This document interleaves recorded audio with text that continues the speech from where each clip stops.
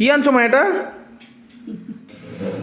এটা কি বানিয়েছো? আজকে এরকম মাছের কালিয়া। উরে সাবাস, কি কালার করেছো গো মা! এই দেখ মাছের এরকম। উরে বাবা, পুরো লাল লাল ঝাল ঝাল। হ্যাঁ হ্যাঁ, এরকম মাছের কালিয়া করেছি। এটা মানে পটকা।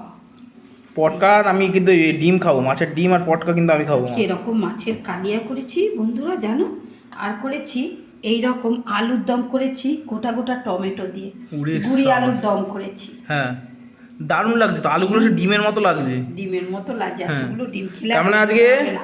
আলুর দম, এরকম গোল গোল আলু দিয়ে আলুর দম, আর আর এরকম মাছের- লাল লাল ঝাল ঝাল করে মাছের কালিয়া। মাছের কালিয়া। ওফ, আজকে সত্যি মা মাছের কালিয়া হয়েছে, জানো তো। হ্যাঁ। মানে একদম আলু টালু ছাড়া। এই দেখ না গিয়ে এটা ফুল গ্রেভিটা একটু দেখো, গ্রেভিটাকে একটু জল জল হয়ে গেছে।